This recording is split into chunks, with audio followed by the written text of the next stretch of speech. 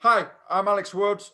I'm part of Phantom Media's election coverage into the student union elections of 2021. And today I am joined by. Hi, I'm Corey Beck, and I'll be running in this year's elections for the role of president. What drew you to this particular role? So, kind of through my university career, and I've had quite a lot of experience kind of through my degree and some extracurricular opportunities. And I thought the president role would be a really good role to bring all my experience together in one place and really enact some positive change through the union for students of the university. And if you were to succeed, what would be the primary aim? Yeah, so if I was to be elected, I think I'd make sure that student voice is really strong and key in everything that we do. I think it's so important that the union has a really strong representation structure and that's heard all across the university. I also think there's some need for some revamping of the spaces and that there's some more need for student spaces, just for students to be able to socialize and get to know each other. I think, especially coming out of the pandemic, it would be so important that we can create spaces where students can meet up with each other, can socialize away from their academic commitments. So I think better spaces for students and some social learning space, I'd really like to campaign to push for to get more of that for students. And then I kind of doing a bit of research around the union. I realised that their strategic plan is coming up for renewal this year. So I think I'd actually like to make sure that moving forward, that it's a lot more accessible. It does appeal to all students. I think the union should do its best to make sure it does represent all students, and that actually it moves on as a strategic plan kind of sets out your what the union should do for kind of the next 5 years. I think it's a really key piece of work to get right, and I think there should be adequate investment in that. I think it should go out to a lot of students for a lot of consultation, and then obviously that will set the course for kind of the next 5 years of the union. This one's going to be a little bit different and maybe a little bit more interesting for you to answer. What's your particular perception of the Union of Students right now? So, as you may know, I've spent a year kind of in an officer role for the union. I'm the current president, and I think the union has not been an exception to that. It's really difficult right now. We are in a global pandemic. The union's had to change how it works, how it operates, how it engages with students, and that's been a learning experience in itself. But actually, I think the union's done very well to adapt to those, to make sure that key students and student consultation is still happening. We are still trying to reach as many students as possible. But actually, there's also been a realization that it's not all about academia. And actually, the biggest thing we've lost during the pandemic is general socialization.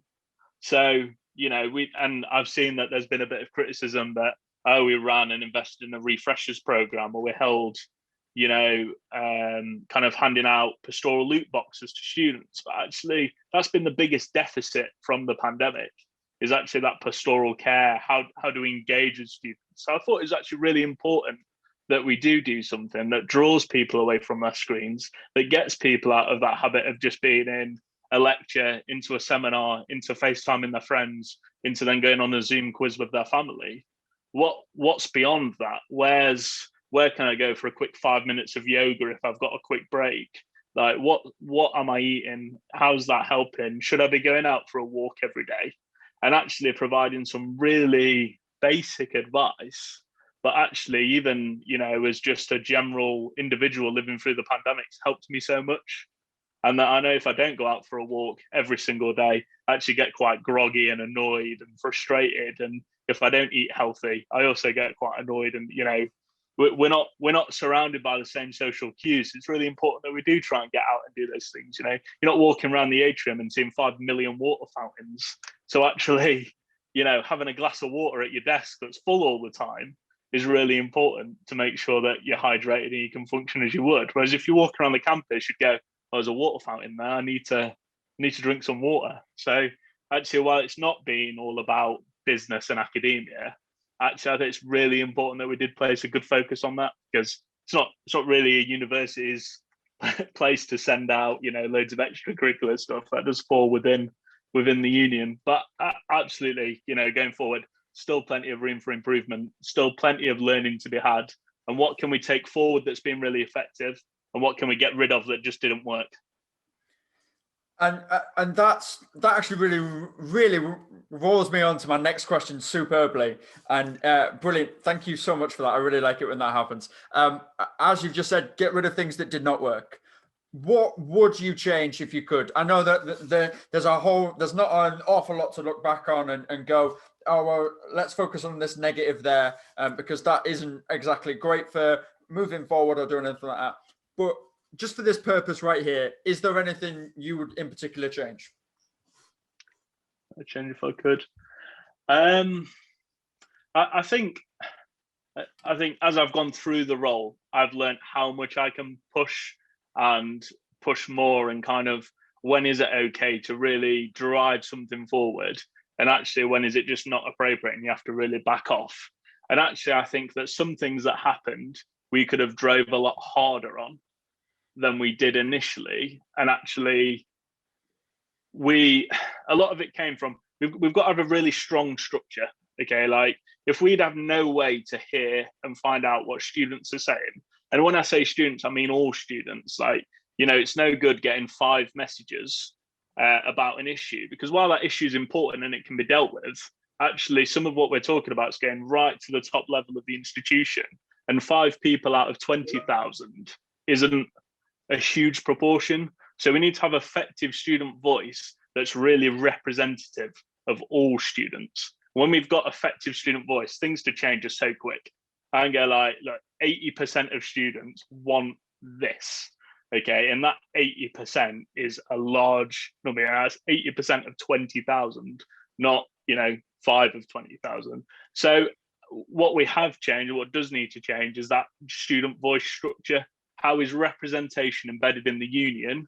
But then how can we make the university commit to upholding that structure? And going forward, that's what we've put in place. There's a huge document, you know, and it's not just myself that's worked on this. There were, you know, a lot of people across the union that have contributed to that piece of work. But actually moving forward, that is something we identified that needed to change, and we are putting that change in place. But I think still, you know, even just right at the heart of your question, I think it's learning when to push. And I think by being in the role, I've realized that actually I can be a bit harder now, but actually I needed that time to develop those relationships with people. You know, if you've never met someone before, you can't just go and say, I want this now. Whereas actually now I've got a kind of relationship with people across the union and the university. It's actually, look, turnaround's tight and this is really important for students. Let's just make it happen and we'll deal with bureaucracy later. But that's a really hard bargaining chip to get without going through a few months of getting to know people. And I think I do have that now. You know, I think, you know, if I was to be elected again, I could certainly much better figure out what are quick wins and what things need a bit more work on, and actually getting a lot more wins for students through the whole course of the year. Absolutely superb. Thank you very much for that. Those first set of questions are really kind of introductory to who you are, what the role is that you're running for, why you want to run, and do everything like that. And those are some of the most detailed answers I think I've ever had during my 2.5 years of doing this. So thank you so much for that. So the next couple of them are kind of job interviewee ones that you would get at a standard job interview. And do that. So again, these are the next couple that we're going to have. So the next one realistically is, how do you solve problems in a professional setting? How is it that you solve problems?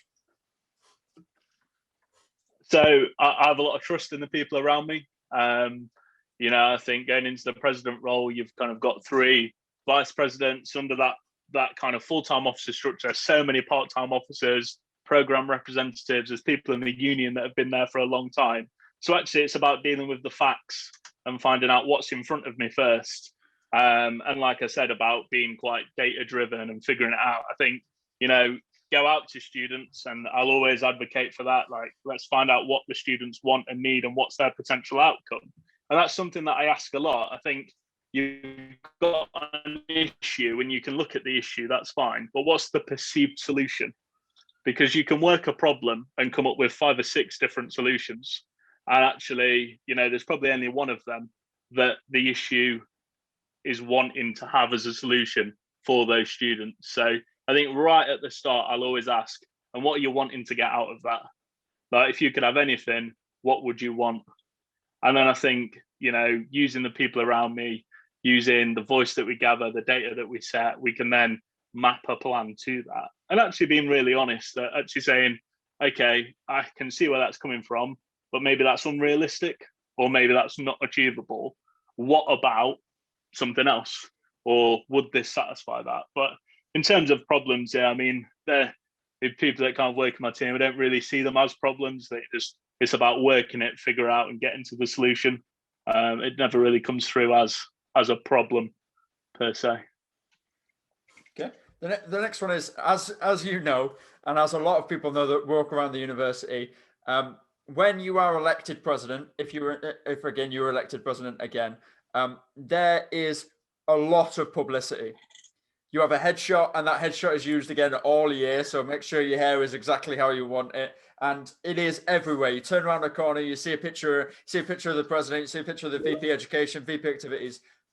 Publicity is a massive thing. You even get a full-length, really amazingly photoshopped image of all 4 of you in front of the university. That's also on the cards there. It's an exquisite picture. If you haven't checked it out, check out the Uni Student website. You'll see it immediately. It's an amazingly photoshopped image. It's amazing.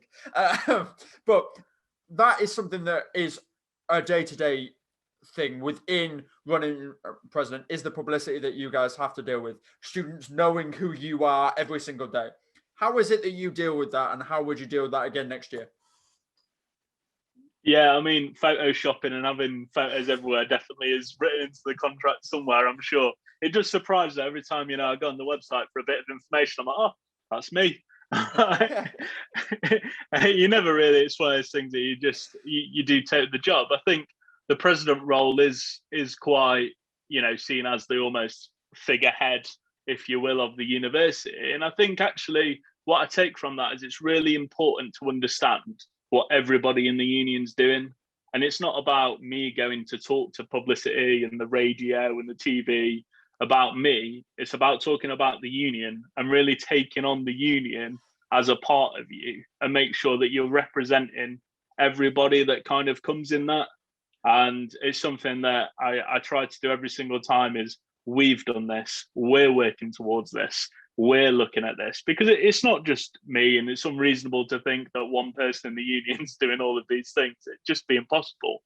And so many people contribute to that. So I think for me, publicity is always about giving the most people I can the credit for the work they're doing.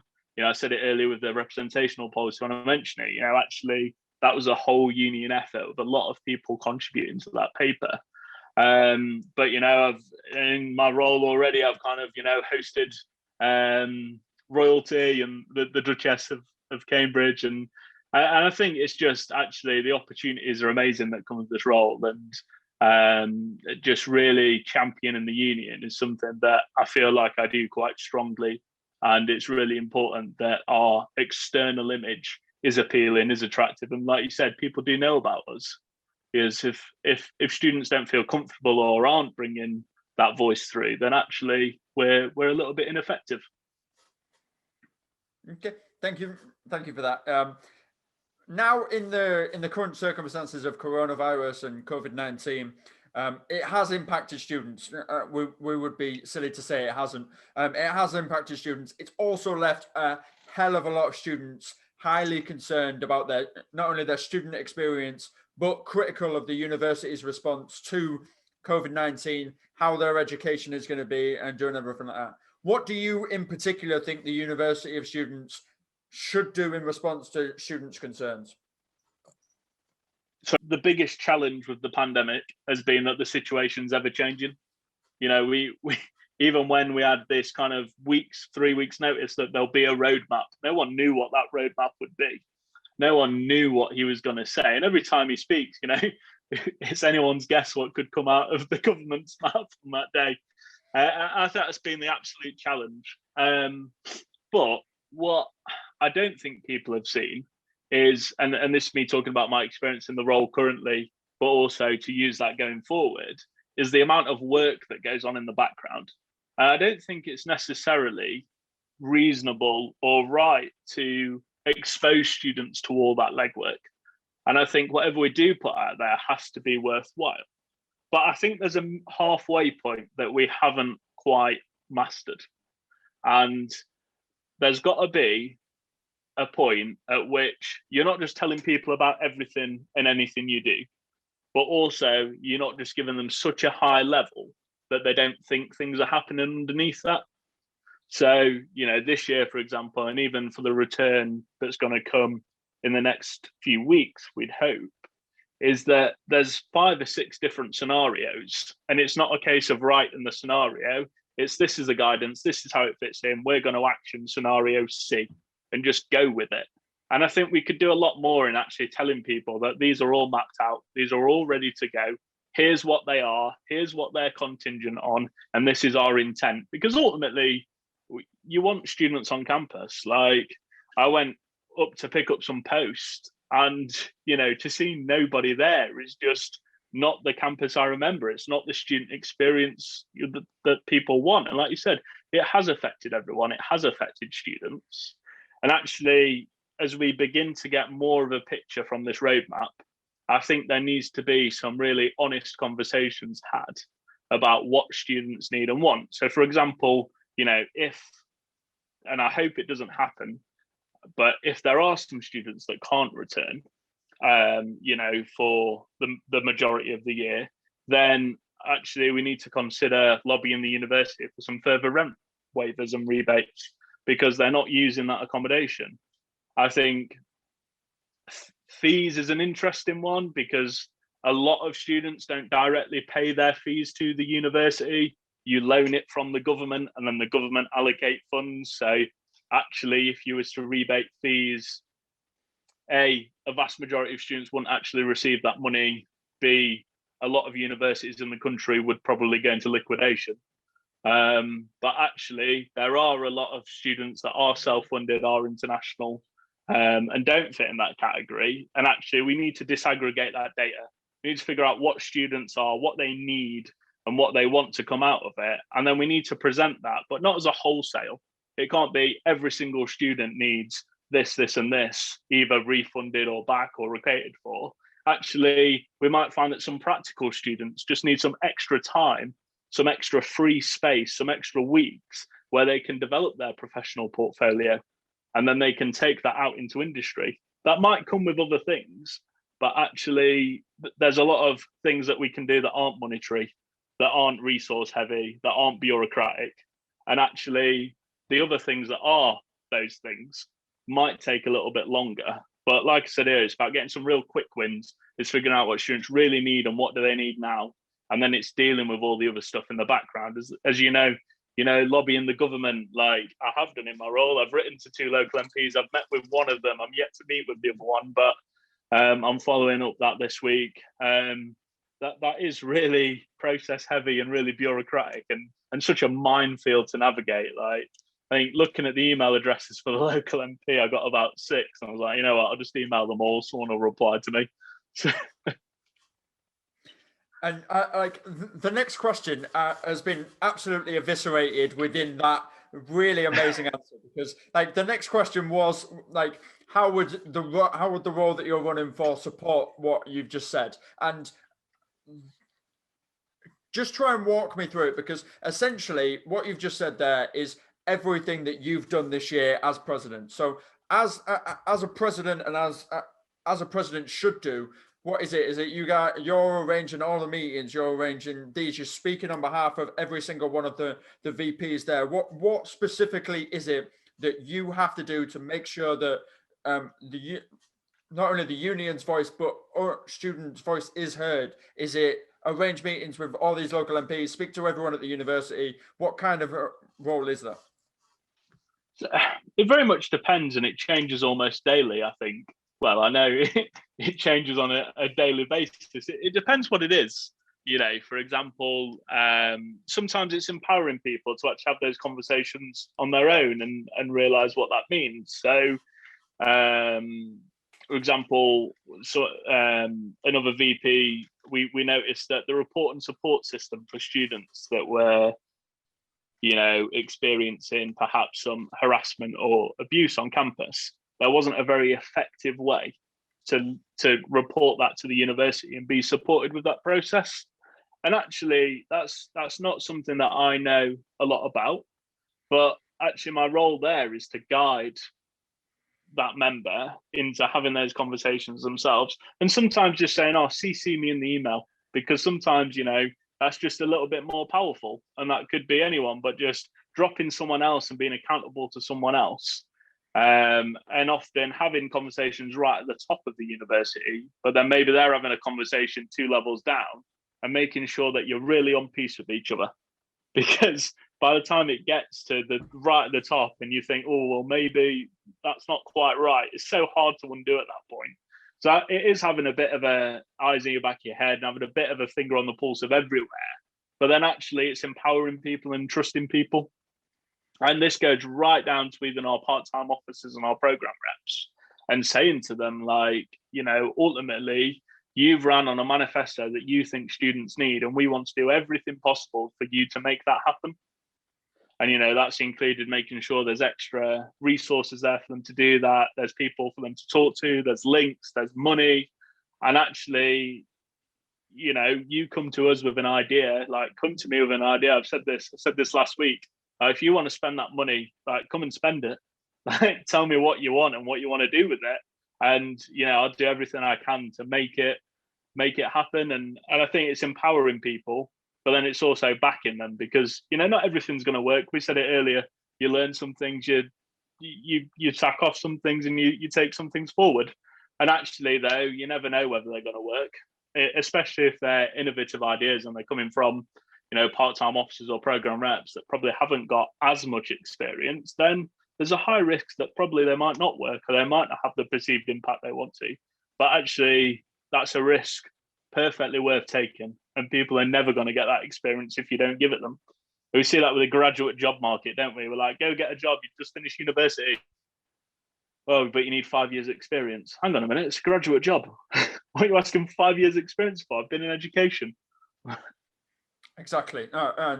Brilliant. Thank you so much for that. That is obviously a really wide eye-opening topic, and how we can actually look deeper into the role that not only people are running for, that is really amazing, but it's a massive behind the scenes curtain peek at what actually goes into it day in, day out as well. That I didn't know. I've learned something today. That's exquisite. And I feel like I keep my finger a little bit on the pulse, and I kind of watch what you guys do, so that we can either praise it, or we can go, hang on a minute, that should be, never mind. We'll move on there. This is last one for you, Corey.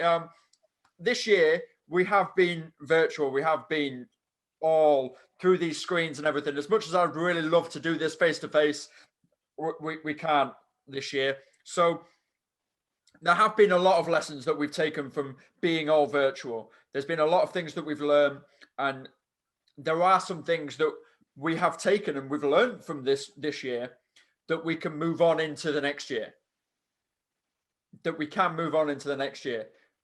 So for you personally, what would you take into next year that you've learned from this year being virtual? So specifically, what I take forward from the whole virtual environment is actually this. Actually, if we were trying to schedule this in person, perhaps, and I was in the role, we'd maybe have to look at 2 weeks, 3 weeks in advance. But actually, I can say, hang on a minute, I don't need to travel. We can be a little bit more flexible. I'm not into such strict hours because we're both in the comfort of our own homes. Actually, let's meet, today or tomorrow, the day after. And I think that's really powerful, as long as it doesn't take away from that natural being able to collaborate and socialize and bounce ideas off of each other. But I think people have matured a lot in how they use the online system. Like, I'm sure you remember, like when we first went online and you was trying to do a Zoom quiz and everyone was like not talking. They probably didn't even have their camera on. You probably couldn't even see them looking like that. But we've come so far in being like, you know what, actually, I'm quite okay sitting here and talking up my phone for an hour. And we would have never even thought about that. And I think there's some things where we've been able to reach students that the union would probably never have been able to reach, or we've always really struggled to represent online students. So actually, we've now got a whole online platform where we can engage those students. There's accessibility in that, you know, for some students with disability, online's ideal if they've got mobility issues, for example. For some students with a disability, say they're hearing impaired, it might be an absolute nightmare. But what it gives us flexibility and it gives us efficiency. And I think that's what I want to take forward, because a union that is flexible, efficient, inclusive, and accessible is actually everything we want a union to be, and means we can represent as many students and you know, ideally all students through to the university and to external partners. Brilliant. Thank you very much, Corey. Thank you.